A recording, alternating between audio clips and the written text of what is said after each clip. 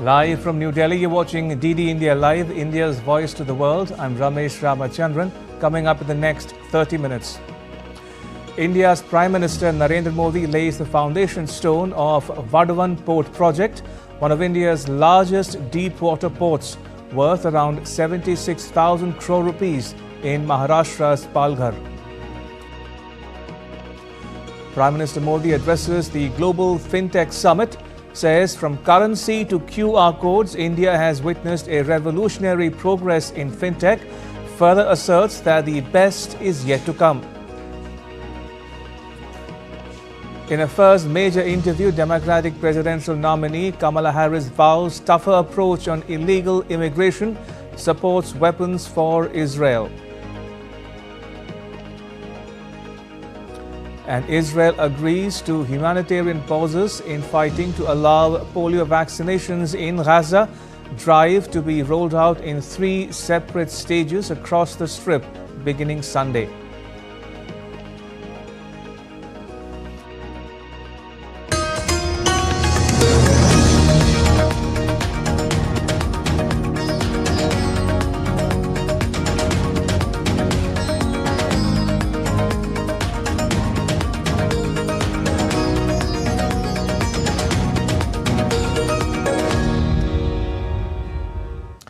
India's Prime Minister Narendra Modi laid the foundation stone of Vadhvan Port in Palghar district of the western state of Maharashtra on Friday.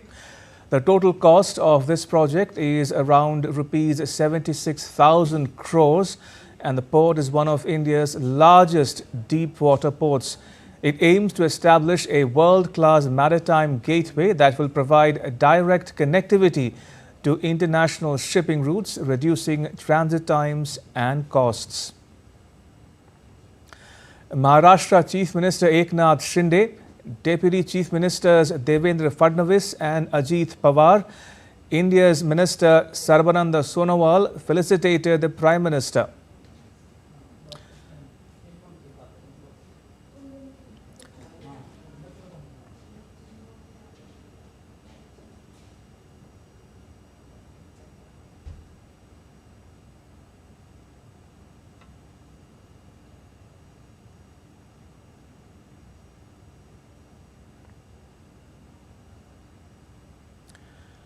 And once operational, the port will enhance India's maritime connectivity and further strengthen its position as a global trade hub. Right, so we'll get you some more news on these visits by the Prime Minister to Maharashtra in just a bit. But if I can recap for the benefit of viewers joining us from India and around the world, India's Prime Minister, Mr. Narendra Modi, has laid the foundation stone of the Vadhvan Port in Palghar district of the western Indian state of Maharashtra on Friday. The total cost of the project is around 76,000 crore rupees.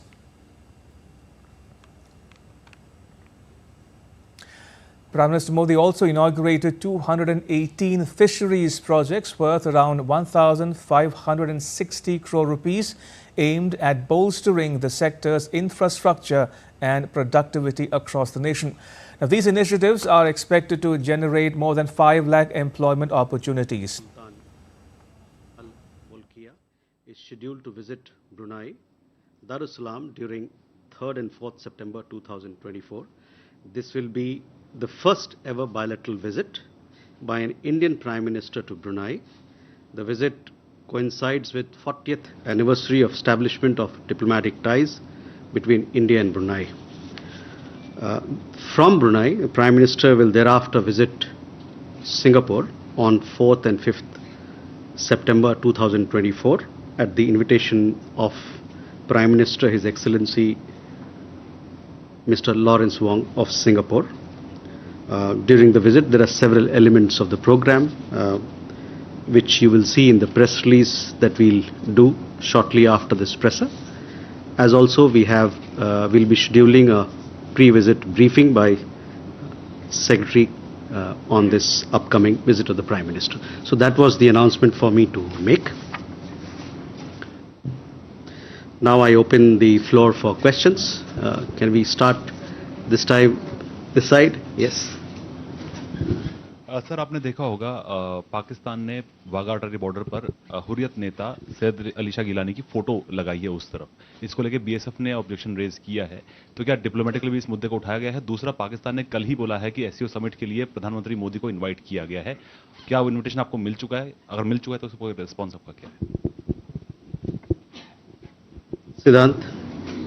Hi, sir. Siddhant from Vion. So we saw the conversation between Prime Minister Modi and the US President Biden, but we also saw discrepancies in the readout in terms of a different readout, absence of certain topics in their readout. So if you can just talk about that. Okay. Abhishek. Hi, sir. Abhishek Jha from I'm freelancer now. So my question is regarding this recent reports emerging from Bangladesh, where it has been reported by several institutions backed by government also that Indian agencies and Indian government's actions had flooded part of Bangladesh, and there are apparently some dams which were opened, the gates of dam were opened, that resulted in those flooding situations. Do you have anything to say on that, whether it was deliberate or something natural happened in that? Ghazali. Sir, day before yesterday, the Jamaat Islami chief in Bangladesh has spoken to the media and said that he is open to, or the party is open to improve ties with India. So, knowing that the party is accused of fomenting anti-India sentiments there, what is the Indian government's stand over it?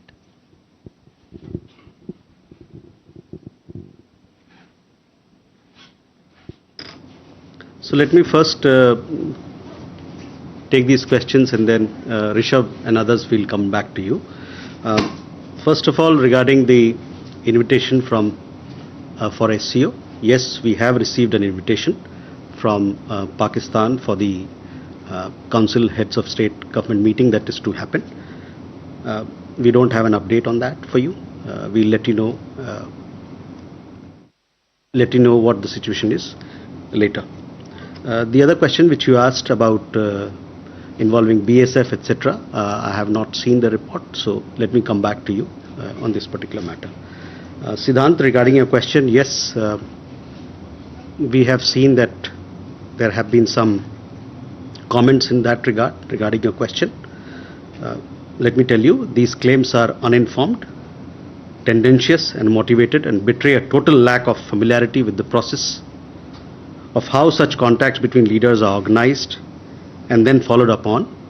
Firstly, press releases issued after conversation between leaders are not like joint statements, where every word is negotiated and mutually agreed upon.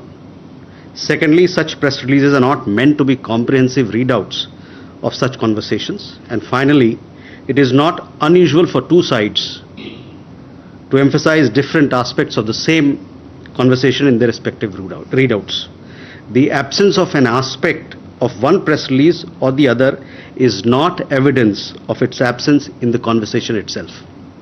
I am very much aware of the contents of the conversation between the Prime Minister and the President of the United States, and I can tell you that our press release is an accurate and faithful record of what transpired in the conversation. The subject of Bangladesh, which has been highlighted, as you pointed out, by certain quarters, was very much discussed substantially by both the leaders.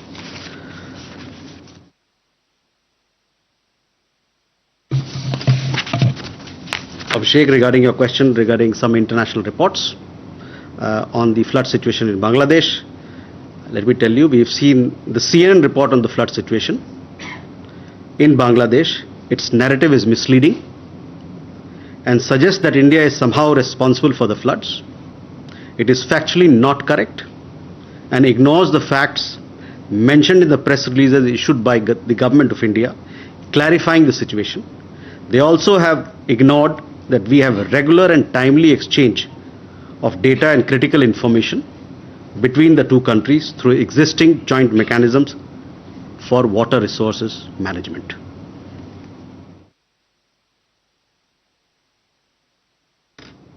Ghazali, to your question, our present engagement with Bangladesh, you would have seen reports about our High Commissioner making an introductory call on the Chief Advisor.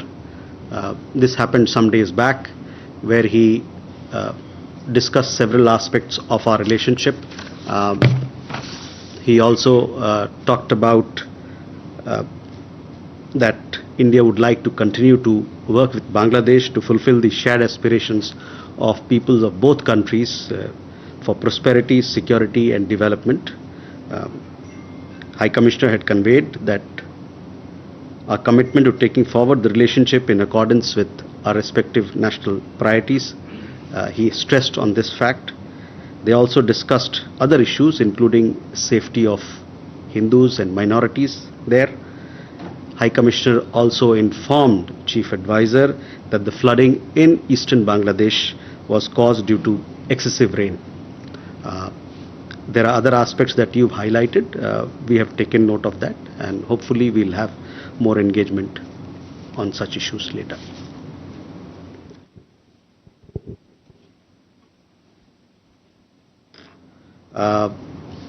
We can have more questions. Yeah. So Rishabh and then.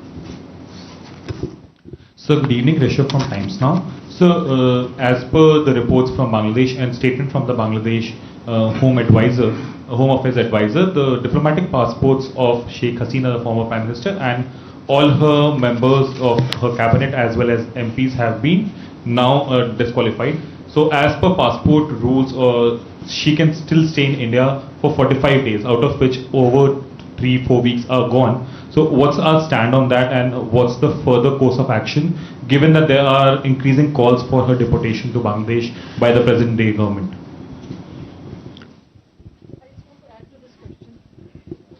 My name is Vinita. I work for the Asian Age Deccan Chronicle. Just adding to his question, has the MEA received a formal request for her deportation of Sheikh Hasina?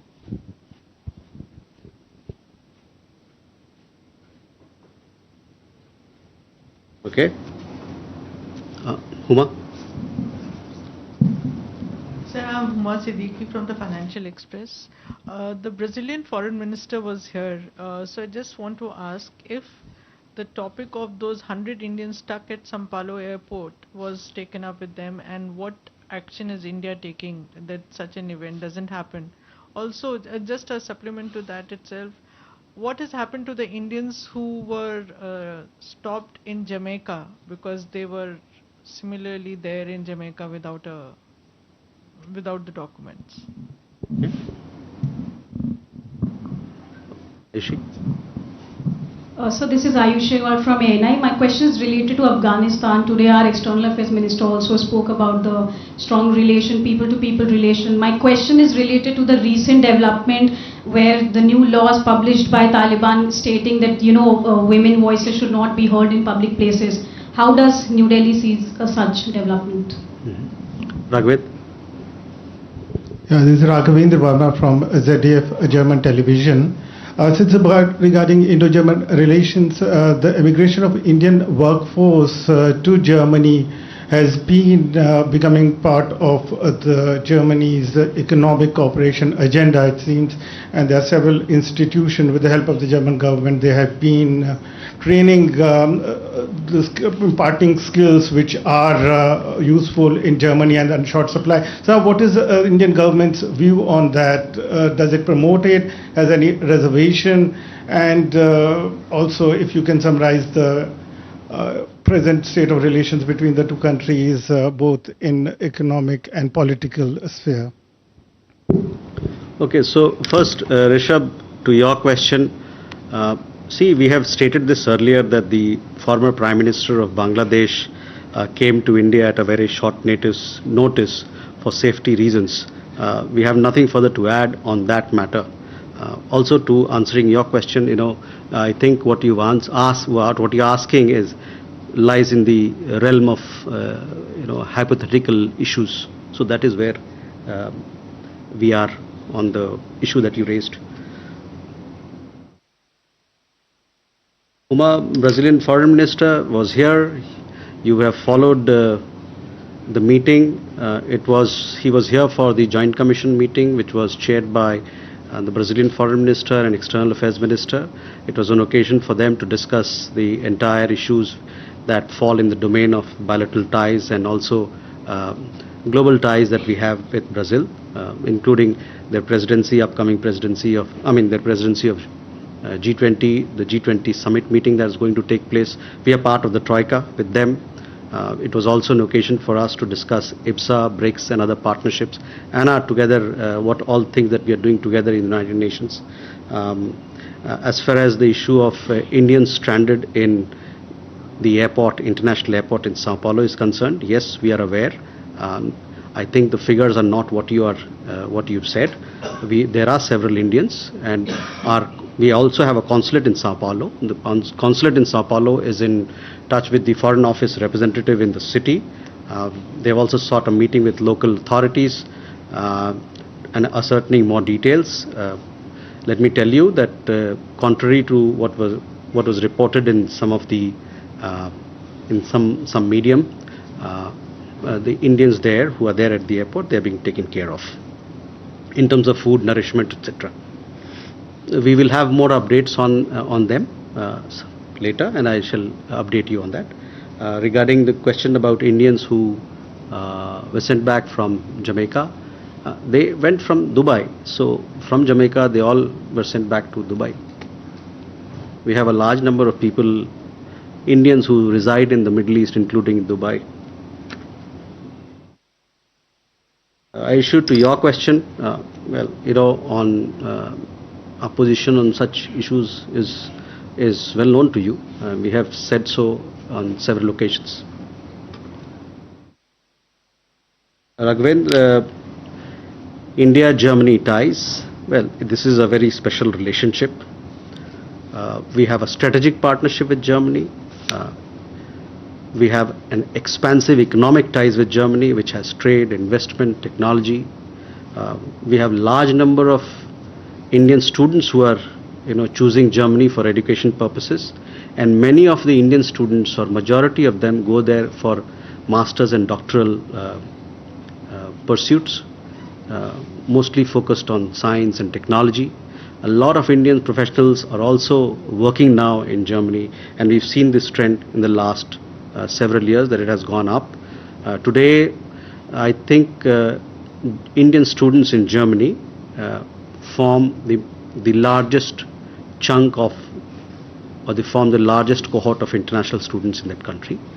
Recently, we also signed in 2022 a mobility partnership agreement with Germany. After that, we've seen an uptick in our relationship, our people-to-people ties. So it is something that we welcome, and we want this partnership to grow. We want the mobility partnership to be facilitating our people-to-people exchanges, our business partnerships, our economic partnerships. I would also like to tell you that Germany and India together, we are doing several things on skilling, on vocational education. German companies here are very active on that, and there are several complementarities which bring us together, and we hope that this mobility partnership and the strategic partnership that we have will continue to enhance and deepen our engagement with Germany. Okay, Yeshi and then Suhasini. This is Yeshi Seli from the New Indian Express. I would like to know, there were many projects, bilateral projects between India and Bangladesh. What is the status of all of them? A lot of people had come from Bangladesh back into India. Have they gone back?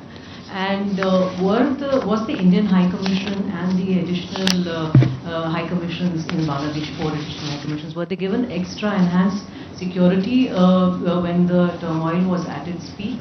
There are reports which said that the army had pitched in to protect them. If you could elaborate.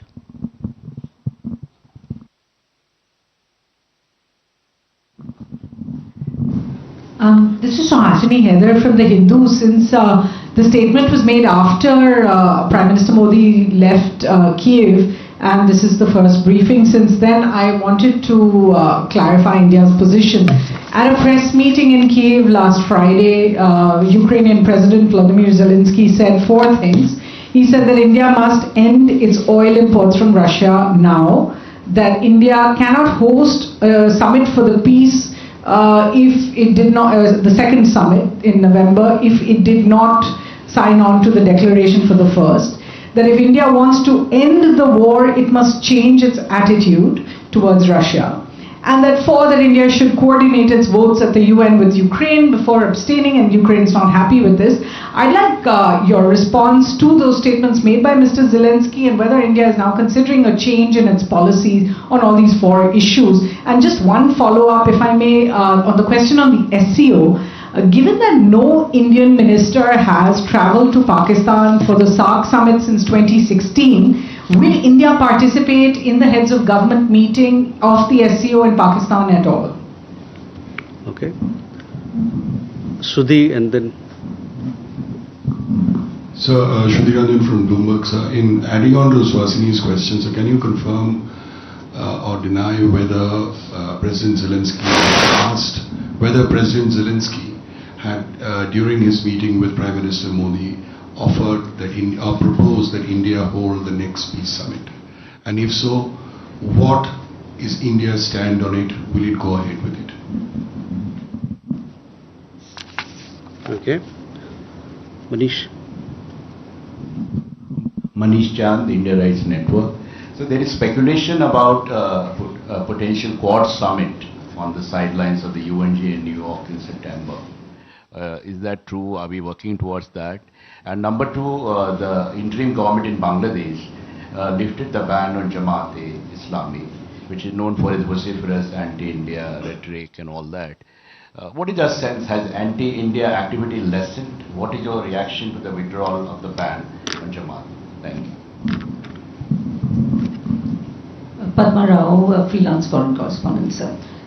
India's National Security Advisor, Mr. Doval, called on the Sri Lankan President this morning, and he discussed economic collaboration, and there was also a Colombo Security Conclave on. We have very few details, sir, if you could elaborate on what took place at the Security Conclave, especially in light of the fact that elections are due in Sri Lanka. Thank you. Okay. So let me take, we have got 5 here lined up. Yeshi, regarding bilateral projects. Yes, because of the turmoil in Bangladesh, projects have been impacted. Let me tell you that our development cooperation activities with Bangladesh are aimed at the welfare of the people of Bangladesh. You would have seen that the Prime Minister in his Independence Day speech as well had stated that India will always be a well-wisher of Bangladesh in its development journey. Work on some of the projects, as I told you, has stalled because of has been affected because of the law and order situation there. Once the situation stabilizes, normalcy is restored, then we will we will engage in consultations with the interim government about our development initiatives, and then see how best to take those forward and what sort of understanding we can reach on them.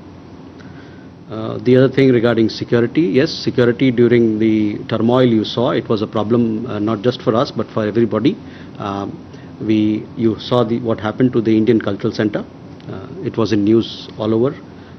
Yes, the Bangladesh authorities, they tried their best for our security, and hopefully we also had people who came back. They had to, the essential, non-essential staff had to come back. Some of the family members had to come back for the reasons of the turmoil. Hopefully normalcy returns soon, that we can begin our engagement in the right earnest.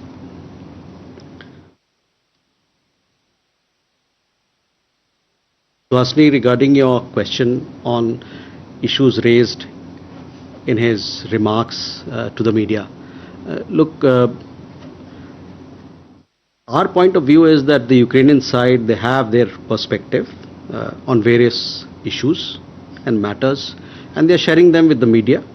As far as we are concerned, we'll be guided by the bilateral discussions that we've had with them, including on this high-level visit that just concluded, which we believe will pave the way for stronger bilateral ties, apart from facilitating more forward-looking discussions on the possibility of peaceful resolution of the conflict. As far as SCO is concerned, I informed you that yes, we have received the invitation for attending the Heads of Government Summit of SCO from Pakistan, which will be hosted by Pakistan. And on that, as and when we have an update, we'll share them with you. On the question of, Sudhi, your question about peace talks, a peace summit that you... look, our point here is we have always advocated constructive, solution-oriented and practical engagement with all stakeholders to achieve a negotiated settlement to this conflict. This is evident in our approach, in our outreach to both Russia and Ukraine at the highest level. PM has already indicated India's willingness to play a constructive role in the interest of peace. However, it is too early to comment on specific modalities and pathways at this stage. The decision to when and how to commence peace talks is the prerogative of the two parties to the conflict. As friends and partners, we would support any feasible and mutually acceptable solution or format that could restore peace. So that is our stand on the question that you raised. Manish, regarding Quad Summit, I don't have an update for you. You know, we have said this before, on such matters, such visits, such important meetings, we, as and when we have an update, we inform you. So we will inform you at the appropriate time. Regarding the other issue that you asked about about Bangladesh, this we see it as an internal issue of Bangladesh. Padma, you are asking a question on which, you know, it is, the meetings are going on, the security conclave in Columbus Security Conclave is on even as we speak. By evening perhaps we will have an update on it, we'll have a readout which will help you to understand all that has transpired in the meetings and where we are on this particular aspect.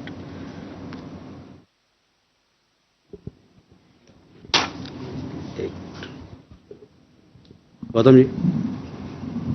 Hi. Actually, the first question is I'm coming back to Bangladesh flood situation, but when the High Commissioner met the Chief Advisor, after that the Chief Advisor's office had issued a statement saying Chief Advisor has proposed a new mechanism for controlling flood or data sharing, whatever. A new mechanism in the line of what BSF BGP has. And second is small question that actually the recent the people who went to the visa center, their grievances that India is not issuing visas. Do you think that any time frame or can they expect that you will be issuing visas from Bangladesh? Okay.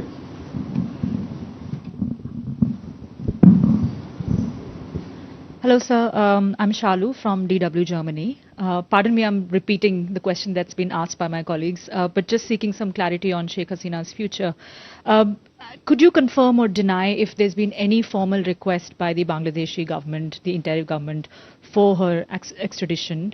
And if in case of that eventuality, how would India respond?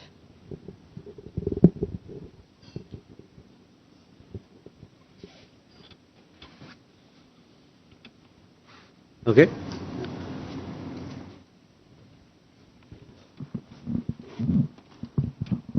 सपना from Sadhana group.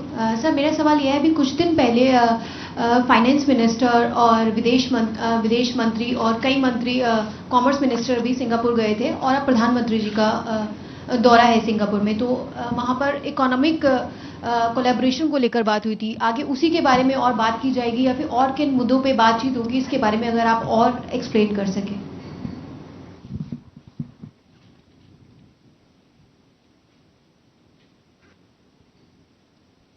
Manish. Sir मैं मनीष झा हूँ, TV9 Bharatvarsh से। प्रधानमंत्री भी बार बार ये कह चुके हैं जब वो कीव गए थे कि मैं यहाँ शांति का संदेश लेकर आया हूँ। अभी भी आपके स्टेटमेंट में वो बात झलक भी रही है कि म्यूचुअली एक्सेप्टेबल सॉल्यूशन भारत चाहता है as a friend and partner. तो जब हम देखते हैं कि प्रधानमंत्री पहले रूस गए, फिर यूक्रेन गए, फिर प्रेसिडेंट बाइडेन से बात कर रहे हैं, फिर पुतिन को ब्रीफ कर रहे हैं, तो क्या हम ऑफिशियली ये कह सकते हैं कि इंडिया मीडिएशन कर रहा है भारत रूस और यूक्रेन के वॉर को खत्म कराने में?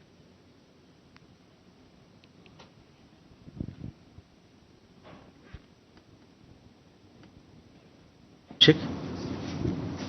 Hi, sir. Abhishek again. Sir, I have a question regarding U.S. Ambassador Eric Garcetti. There have been media reports in USA that have alleged that the investigation have alleged that Eric Garcetti had ignored complaints of sexual misconduct by one of his close colleagues in the past, and probably that was one of the reasons why why the position in India was vacant for 2 years. And there are also reports that he has probably lied under oath. Are you aware of these reports, and do you have any thing to say on that?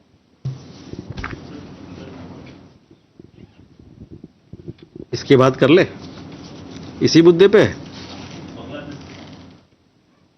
इसकी बात कर लेते हैं. Gautam ji, on your question, see,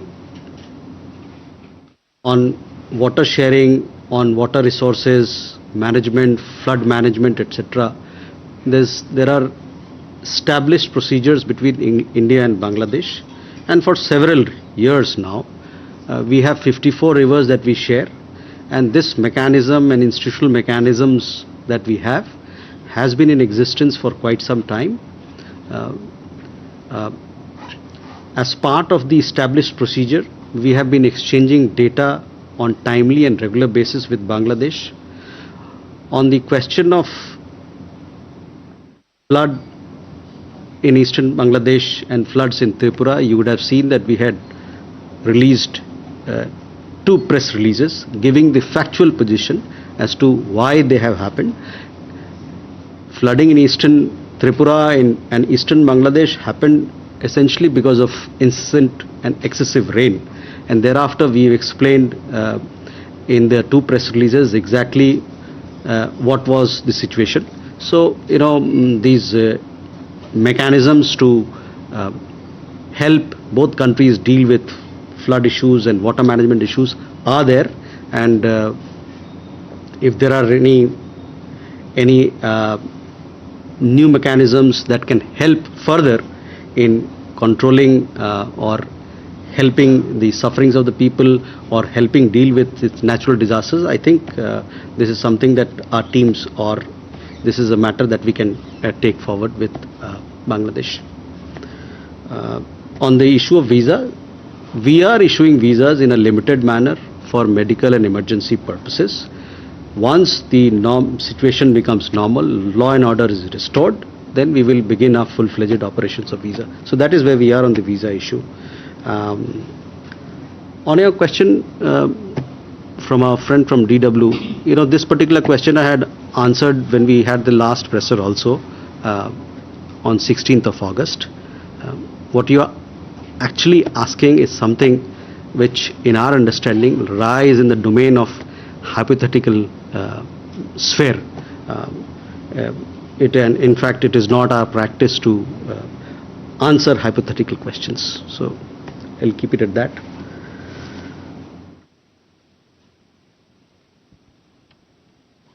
On the Singapore visit, Sapna, हम लोगों ने एक press विज्ञप्ति भी जारी किया था. हमारे 4 मंत्री वहाँ गए थे. जो दूसरा राउंड टेबल था India Singapore ministerial round table, पहला राउंड टेबल 2022 में हुआ, अभी दूसरा राउंड टेबल 2024 में भी कुछ दिन पहले हुआ. 4 मंत्री हमारे यहाँ से गए. वित्त मंत्री मैडम निर्मला सीतारमन, हमारे विदेश मंत्री, वाणिज्य मंत्री पीयूष गोयल साहब, और हमारे रेलवे और इंफॉर्मेशन ब्रॉडकास्टिंग और इलेक्ट्रॉनिक्स और इंफॉर्मेशन टेक्नोलॉजी के जो मंत्री हैं श्री अश्विनी वैष्णव, ये भी सिंगापुर गए. चारों लोग वहाँ गए. विस्तार में बातचीत हुई उनके साथ. सिंगापुर और भारत के रिश्ते जो हैं बहुत गहरे हैं, खासकर जहाँ तक ट्रेड का सवाल हो, आर्थिक मामलों का सवाल हो, टेक्नोलॉजी का सवाल हो, डिजिटलाइजेशन का सवाल हो. और इनकी बातें 4 हुरियों पे हुई.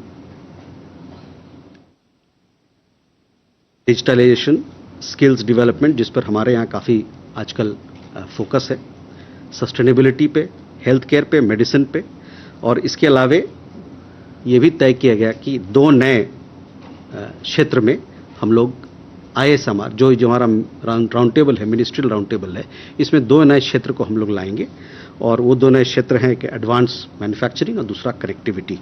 तो ये 2 नए पिलर्स को, 2 नए विषय को जोड़ा गया है। तो ये रहा मोटा मोटा जो सिंगापुर के साथ हमारी बातचीत हुई, और इससे हमारे इस जो मिनिस्ट्रियल राउंड टेबल हुआ है, इससे हमारे रिश्ते गहरे हुए हैं, मजबूत हुए हैं, और अभी भारत के प्रधानमंत्री का वहाँ दौरा है।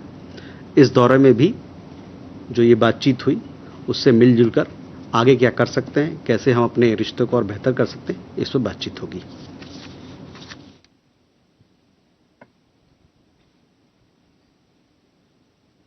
मनीष,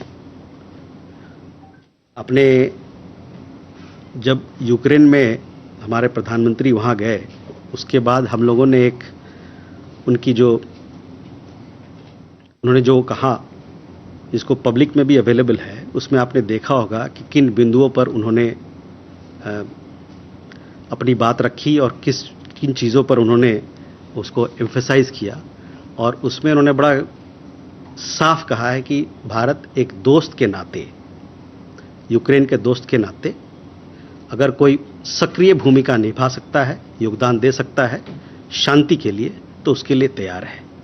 तो यही हमारी बात, मैं जो प्रधानमंत्री ने अपनी वक्तव्य में जो अपनी बात कही, उसको मैं दोहराना चाहूँगा आपके लिए।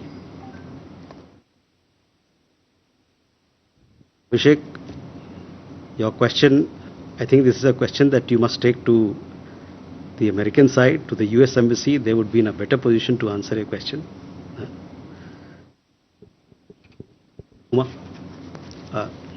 जयप्रकाश। सर, मैं जयप्रकाश हूँ दैनिक जागरण से। मेरा बांग्लादेश को लेकर सवाल है कि सर अभी आपने बताया कि हमारे प्रोजेक्ट वहाँ पे डिस्टर्ब हुए हैं, तो हमारे जो फ्रेंडशिप पाइपलाइन प्रोजेक्ट है और जो पावर सप्लाई है, उस पर क्या इम्पैक्ट आया है?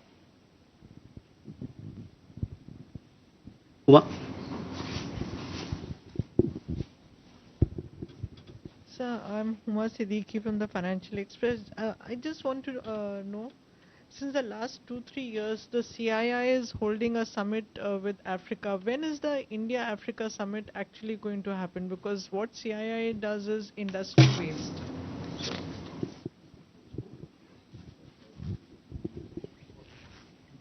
Hello?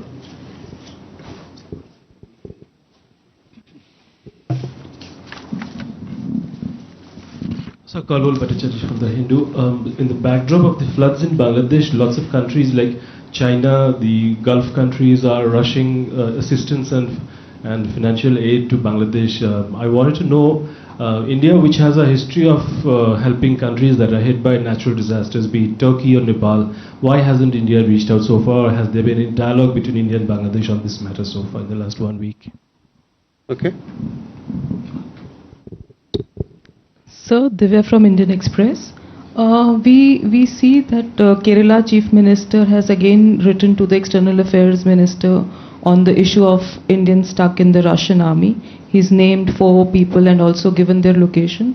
So what is the movement and status on that? Jayaprakash जी, जो हमारे वहाँ पर जो डेवलपमेंट प्रोजेक्ट चल रहे हैं बांग्लादेश में, तो जो वहाँ पर अभी स्थिति है, उसके कारण वो स्थगित हो गए, क्योंकि कुछ लोग जो वहाँ थे, बहुत सारे डेवलपमेंट प्रोजेक्ट में काम कर रहे थे, वो उनको वापस आना पड़ा, और कई एक और कारण से ये रुक गए हैं। तो एक बार जब स्थिति ऐसी होगी, जब बेहतर होगा स्थिति, वहाँ पर जो कानून व्यवस्था बहाल हो जाएगा, फिर देखेंगे, उनके सरकार से बात करेंगे कि इसको कैसे फिर से आगे ले जाया जाए। तो ये है स्थिति अभी जो है। मैं सभी प्रोजेक्ट के बारे में बात कर रहा हूँ कि जो प्रोजेक्ट हैं अभी वहाँ जो हालात हैं, उसके कारण जो बदलाव आया है, जो कानून व्यवस्था वहाँ बिगड़ गई थी, उसके कारण उस पर सब पे असर पड़ा है। तो एक बार स्थिति नियंत्रण में आ जाएगा, उसके बाद देखेंगे हम लोग कैसे इनको बेहतर कर सकते हैं। Huma, we recently had the CII India-Africa Summit. This is a very important business platform for our engagement with Africa. This was the 19th meeting, I know with Africa we have very special and very historic partnership.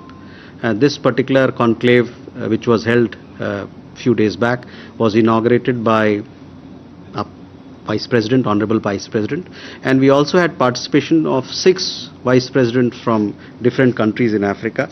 Let me list out which all countries were there. We had Vice Presidents from 6 countries: Burundi, Guinea Equatorial, Gambia, Liberia, Mauritius and Zimbabwe. In addition, we also had 40 ministerial participation from Africa. In all, there were 65 countries. So India, all the African countries. In addition, we also had several other countries who participated in this business conclave. Some 1,200 delegates were there. So it was a big exercise. And over the years, such business engagements have been strengthening and deepening our ties with Africa. On the question of India-Africa Forum Summit, we've had some conversations with this on this particular front with African Union. Including very recently. We will, so far we don't have an update for you as to when we will have this summit, but we are in talks with the African Union to see when we can schedule it.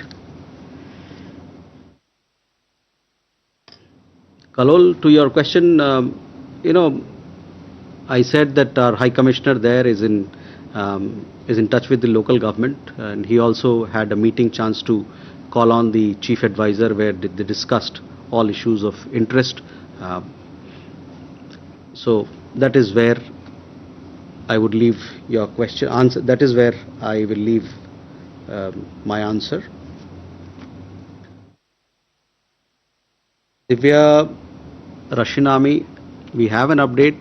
As of now, as of today, we have 15 Indians who've been released and they have returned to India. There are others who are waiting for discharge.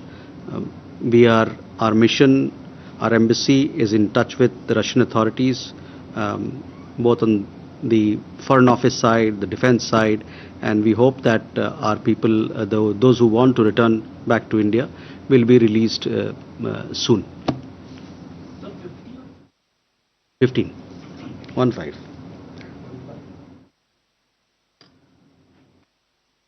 So with that, if we have no more, oh, there's a question. Ajay? Sir, Ajay Banerjee from the Tribune. Jaswant sir, do we understand that we will allow Ukraine and Russia to have bilateral decision on the peace process, or will we intervene or make an intervention?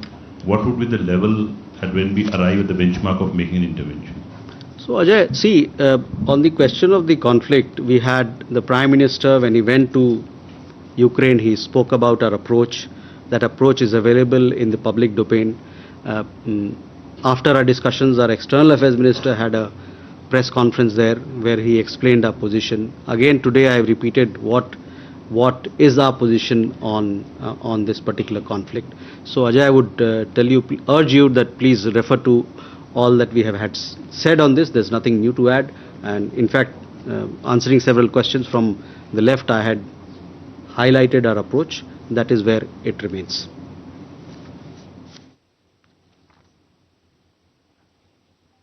So if we don't have any more questions, ladies and gentlemen, thank you very much. We will have a special briefing on the upcoming visit of the Prime Minister to Brunei and Singapore. Please do join us. This should happen on Monday. Thank you very much. Enjoy and have a good weekend. You're listening to the press conference addressed by the spokesperson of India's Ministry of External Affairs in New Delhi, where the spokesperson spoke about or announced the visit by India's Prime Minister Narendra Modi to Brunei and Singapore. He will visit Brunei on the 3rd and 4th September and Singapore on the 4th and 5th September. He also spoke about an invitation extended by Pakistan as a host country of the SCO Heads of Government meeting. India has received the invitation and the spokesman left it at that.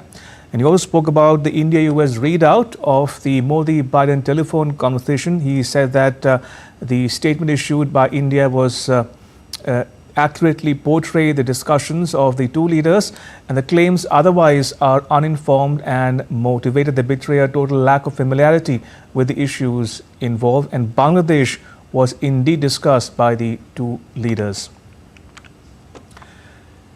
In other news, India's External Affairs Minister S. Jaishankar on Friday did some plain speak about India's relationship with its neighbors, Pakistan, Bangladesh, Nepal, Myanmar, Afghanistan and Sri Lanka. Speaking at the release of Ambassador Rajiv Sikri's new book, Minister Jaishankar said Afghanistan with the presence of American forces is very different from Afghanistan without the presence of the US.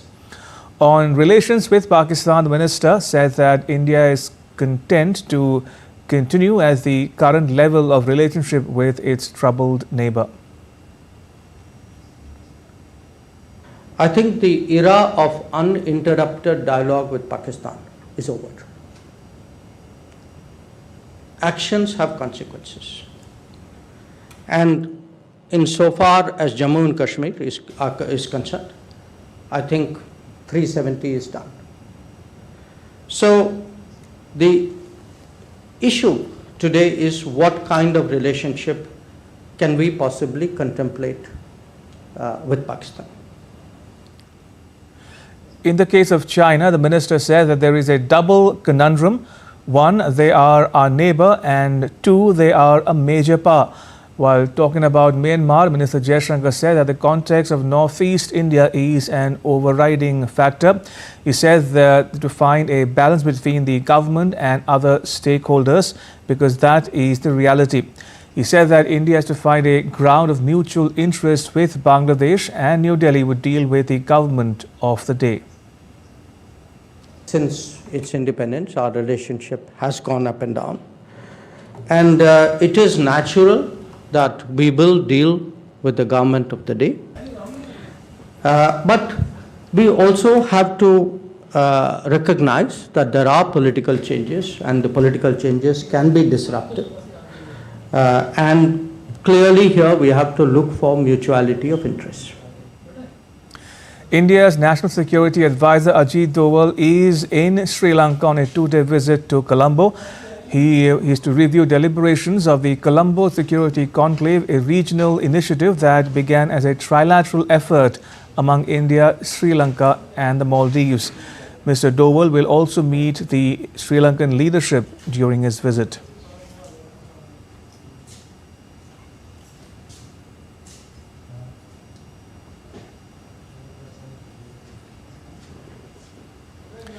And now take a look at other stories making news today.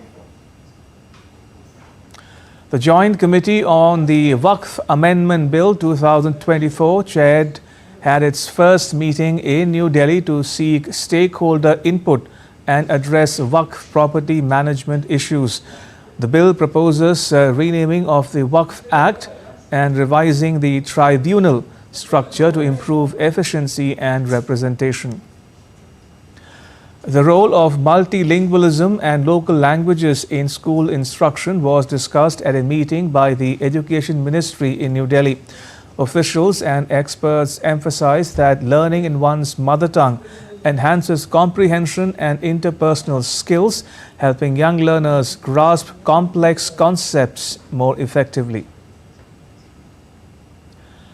A low-cost solar fence installed by the Gosaihhat village community in northeastern state of Assam has significantly boosted paddy harvest by protecting 3 hectares of crop from wild elephants.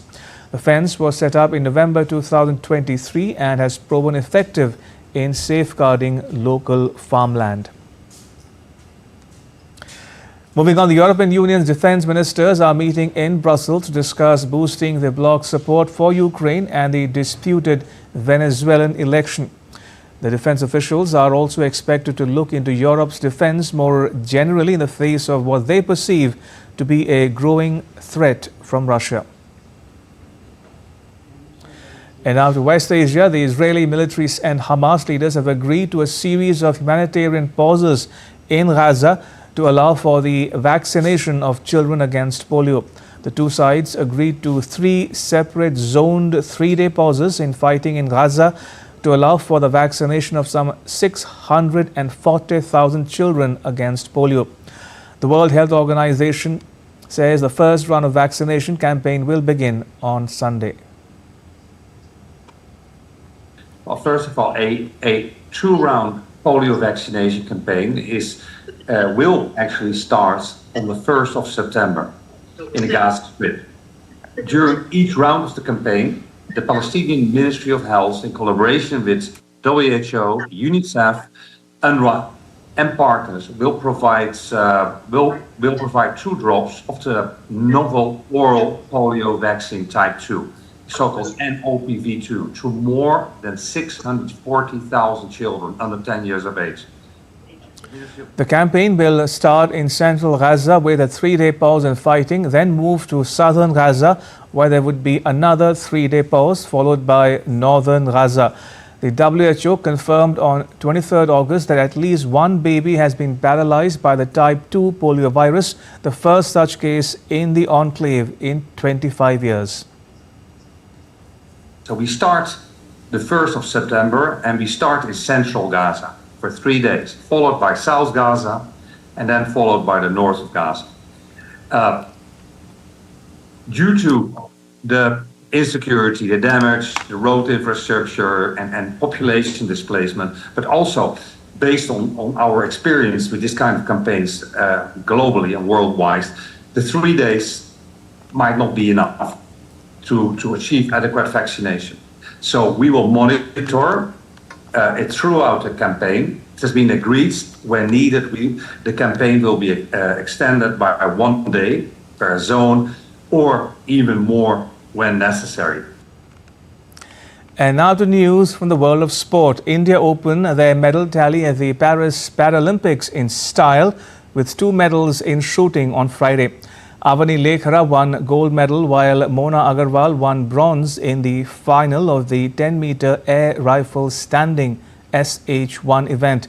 Avani Lekhara not only defended her gold medal in the event that she had won at Tokyo, but she also bettered her Paralympics record of 249.6 that she had set 3 years ago with 249.7. This is Avani's second gold medal in Paralympics. Earlier, the duo finished in the top 8 in the qualification. Lekhara, who won the gold medal at the Tokyo Games, stormed into the shooting final after finishing second in the qualification event with a total score of 625.8.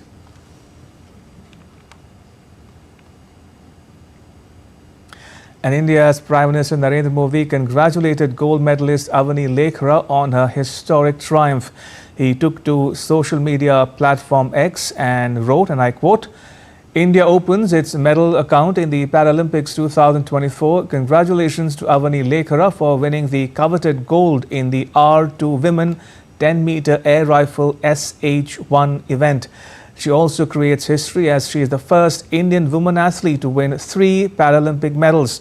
Her dedication continues to make India proud," unquote.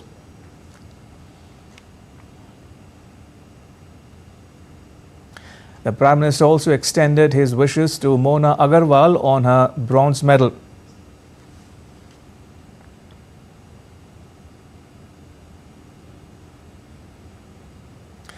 And with that, it's a wrap on this edition of DD India Live. You can get all the latest news and updates on the DD India mobile app.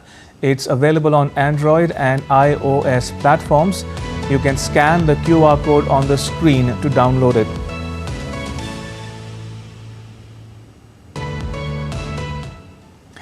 Let us know your thoughts on the news of the day. You can connect with us on Facebook, X and Instagram. You can also check out our website ddindia.co.in. We'll be back with more news as it breaks here on DD India. I'm Ramesh Ramachandran. From all of us here in New Delhi, thanks for watching DD India Live.